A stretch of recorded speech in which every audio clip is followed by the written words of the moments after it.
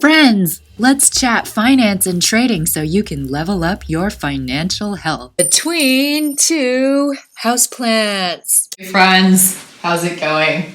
Today I'm between a fern and a jalapeno plant, and I was very pleasantly surprised one day. I just didn't pay as much attention, but I actually scooped this guy down in just 2 weeks. This ginormous jalapeno actually just started growing out of this flower. Just like that. It's just like, look at how that little flower births this giant ass jalapeno. I don't know how they do that. And here's another one forming, but this one was almost gonna fall down. So you can do that. You could see how it was actually looking a couple of weeks ago when it was just flowers, but I've had a chili plant before, like a little red one, and those just birth little small red chilies, but this was a surprise. I just looked at it one day and was like, oh my God, what is this?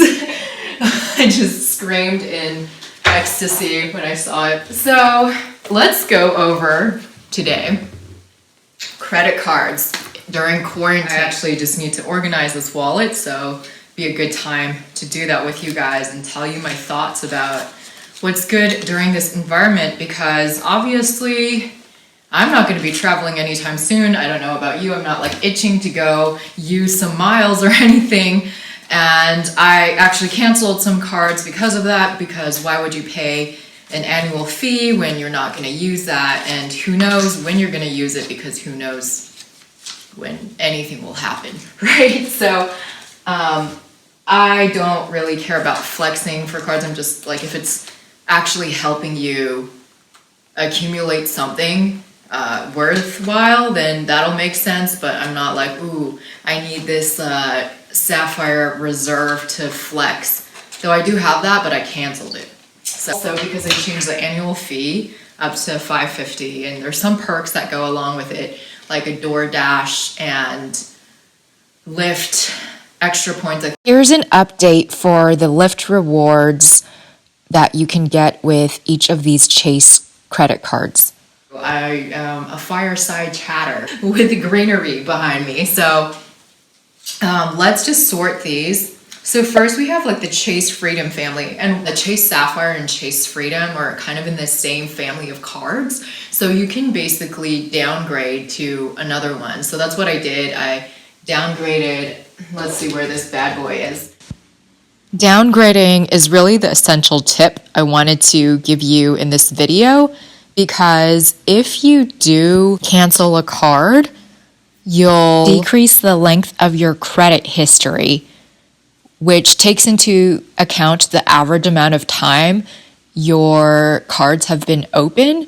So if you take one away, that'll decrease the average, which will moderately hurt your credit score. Okay, so I downgraded the Chase Sapphire Reserve to the Chase Freedom and have been using it for groceries because you get 5x of this quarter, and it changes every quarter. I believe gyms are also part of this quarter, which many of them are closed. Apparently in Los Angeles, they've just opened up Friday, June, Jesus, what day is it? June 12th. Yes, I hope that's right. June 12th. And yes, I've also kept the Freedom Unlimited. They had a good deal last year. The only concern I have is, will I be able to transfer everything into the portal that has 1.5x points, because the Sapphire allows you to get 1.5x instead of 1.25x, I believe. By x, I mean times. This is when you redeem your travel points or whatever else. I wouldn't suggest using, these points for anything but travel, because if you're using it for Amazon points or whatnot, it just doesn't really make sense. So I have the Chase Freedom Unlimited, the Chase Sapphire Reserve, or no more that, but I have both types of Freedom, the Unlimited and the regular. They're both no annual fee, so that's nice. The Freedom Unlimited is 1.5x on everything.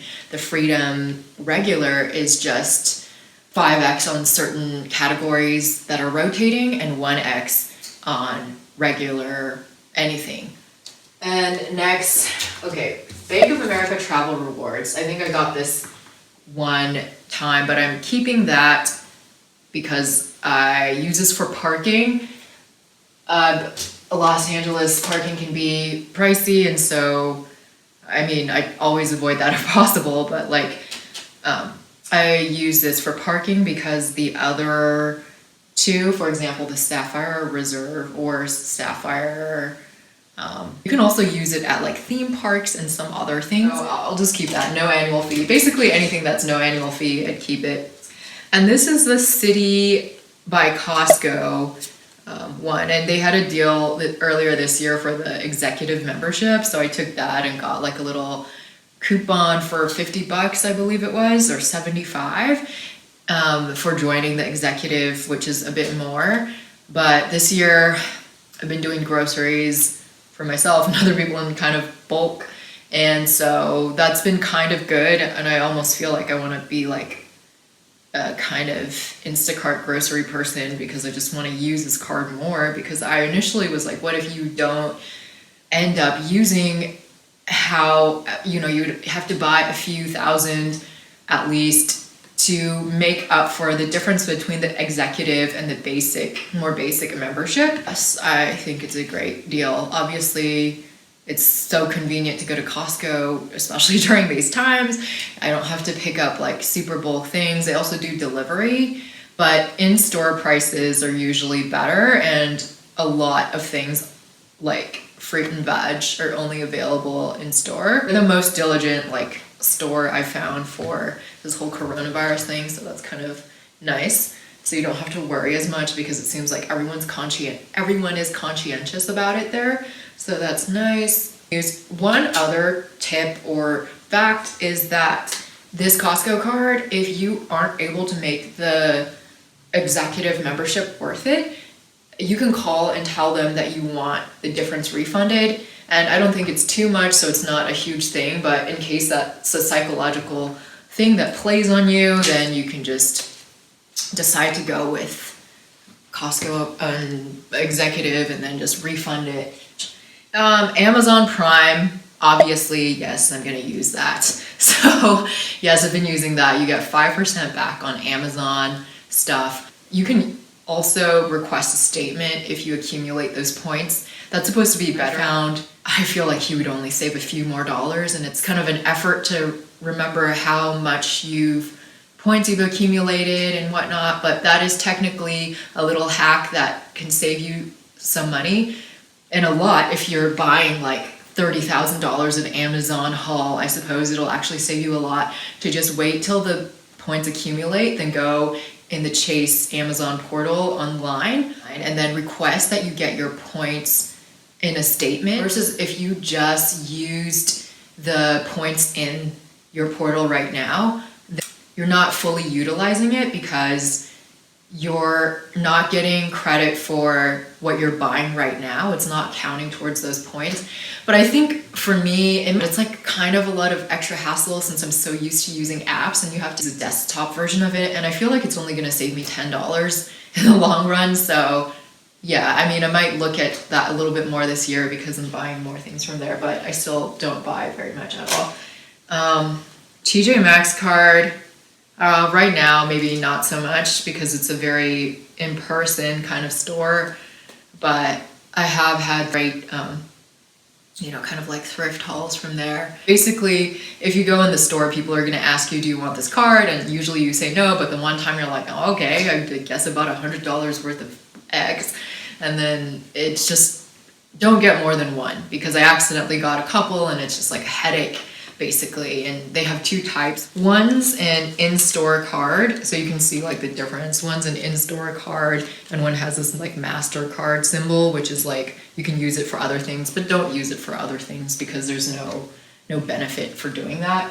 But I would keep it if you go to TJ Maxx a lot, or if they open or have curbside pickup sometime soon. Okay, this is the Costco membership card. This is just my Bank of America debit and Chase debit and Quicksilver. This is also nice if you're internationally traveling. This is like a 0% I would say both the travel rewards and the Quicksilver, they're 0% international transaction fees. So if you're traveling, you don't have to worry. Another thing is if your website you're ordering something from is an international site, it'll charge you the transaction fee. I like the app, so it's really easy, just one swipe and you get your payment in. 1.5% cash back, much like the Chase Freedom Unlimited. I got the Freedom Unlimited mostly because of that 3% deal. Yeah, this is also really good, I suppose, an alternative. The Freedom Unlimited doesn't have the 0% international transaction fees, so this is where you have a kind of value added with the Quicksilver. So those are the cards I'd recommend. There's plenty of others. For example, another rotating category kind of card is the US Bank one, and they have 5%, I believe, on certain categories every quarter as well. So you might want to get that. I would also mention that Costco is good for gas because you get 4% in gas stations. The Freedom Unlimited is 1.5% cash back, whereas the regular Freedom is 1% cash back on things except for what's in the rotating highlighted categories every quarter, in which you get 5% cash back. So it's not X times a certain number of points, it's just percent cash back. So I just want to summarize everything. So basically, I would recommend of the Chase family, the Freedom Unlimited, the Freedom Regular, and the Amazon Prime. And for other things, I'd recommend the Quicksilver in case you're ordering from an international website or doing some international travel, or in case you decided, let's just bunk up in France instead of wherever else. So I would recommend that, and Costco card, the City by Costco card for that. And that's about it. Let me know if you have any questions, anything to look into, any other suggestions that you guys actually use. I feel like I've been like, the fern's been eating my hair. Anyways, all right, bye. Thanks for watching, and please consider liking, subscribing, or commenting. See you guys next time.